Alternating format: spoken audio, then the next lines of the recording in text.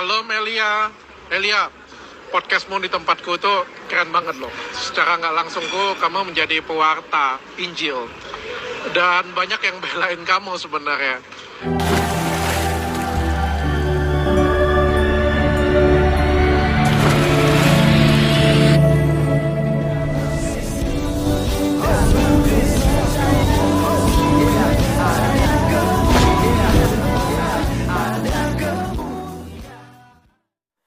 Shalom Elechem Bisem Yeshua HaMashiach.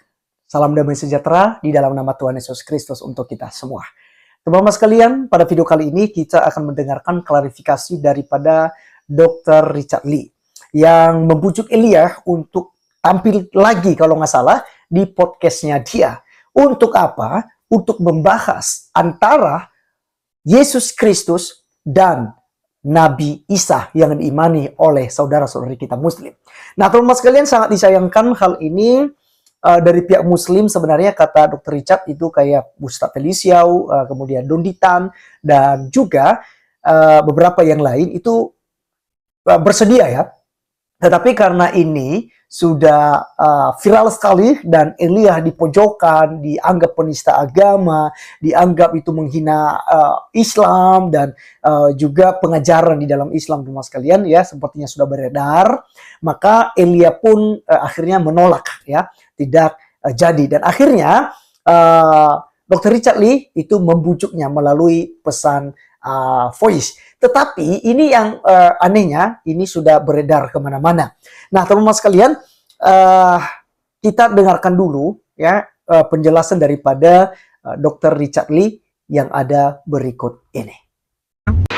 Shalom Elia. Elia, podcastmu di tempatku tuh keren banget loh. Secara nggak langsung kamu menjadi pewarta Injil. Dan banyak yang belain kamu sebenarnya. Jadi aku seneng banget sih, kontenmu tuh sampai nonton 3,1 juta viewers loh, luar biasa banget. Elia, ini ada yang bagus sih menurutku yang harus diangkat sih, dan kita perdalam. Tentang Yesus Kristus dan Nabi Isa, ya. Itu aku pengen datangin. Nah, itu tuh menurutku bagus, dan kamu pasti akan bisa. Kalau bukan kamu, nggak ada yang bisa kalau menurutku sih. Dan kamu harus... Aku kasih saran, kamu harus ambil momen ini. Tenang aja, aku akan jagain kamu. Dan kita akan lari cuma di situ aja, kayak gitu punya. Dan menurut aku, ini adalah momen yang tepat untuk mewartakan Injil, untuk misionaris ya. Lebih baik. Kamu pertimbangkan ya, Elia. Thank you. Benar, itu adalah suara saya. Jadi ceritanya, pertama kali podcast itu adalah dengan Elia. Lalu setelah dengan Elia, dengan Ustadz Dennis Lim, lalu dengan Ko Felix Xiao.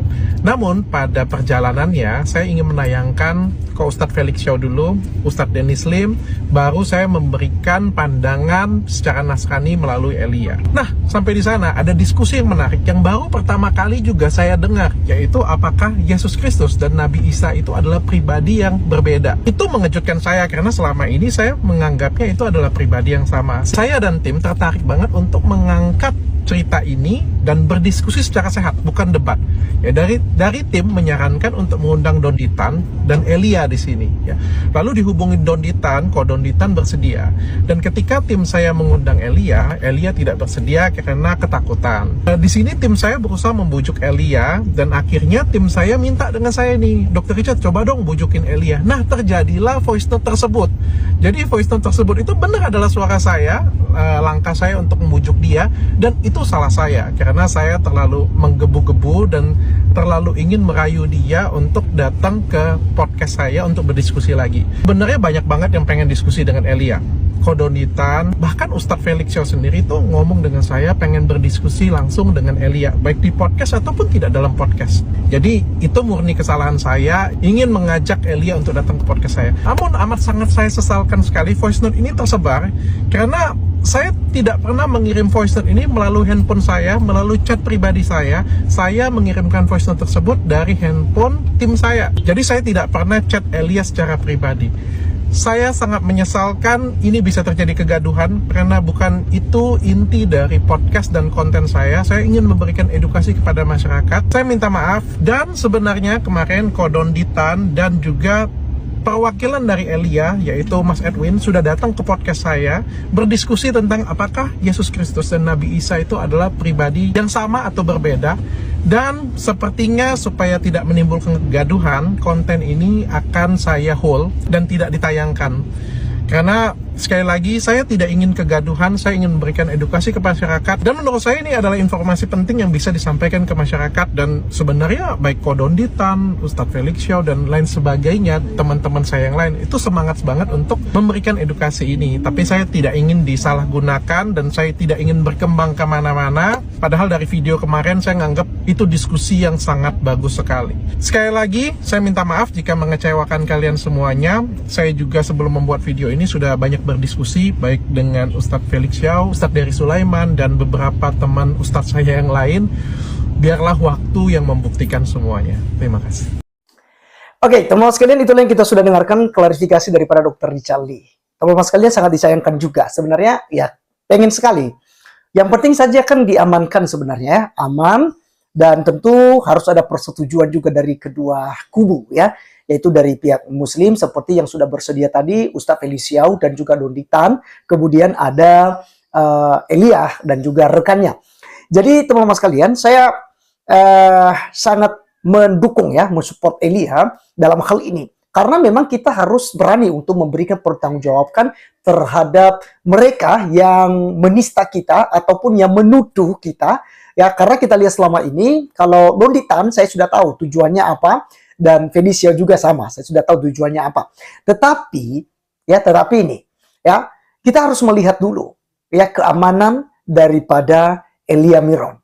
Ya teman-teman sekalian, saya dengar dari video mamanya bahwa Elia ini baru 19 tahun loh, di bawah umur. Jadi otomatis kan sangat tertekan ya, begitu dia viral lalu dia dituduhkan macam-macam gitu ya. Jadi ini yang kita juga takutkan karena keselamatannya ya.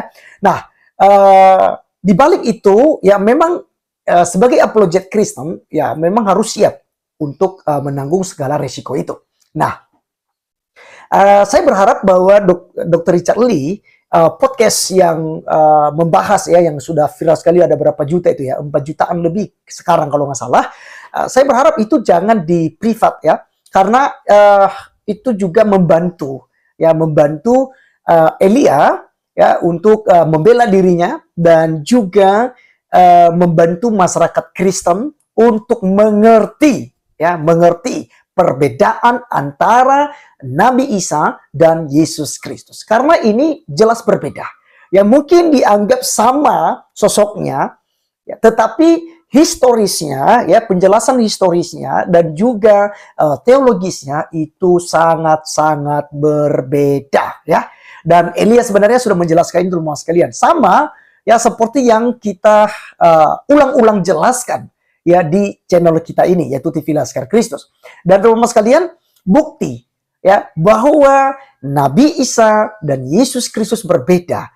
Kemenang atau Kementerian Agama itu menerima usulan daripada Kristen untuk mengganti nama Isa Al-Masih di kalender menjadi Yesus Kristus. Dan itu sudah fix, itu tinggal nanti pencetakan kalender 2024 ya, Anda tidak akan menemukan lagi nama Isa Al-Masih. Yang ada adalah Yesus Kristus ya, Yesus Kristus.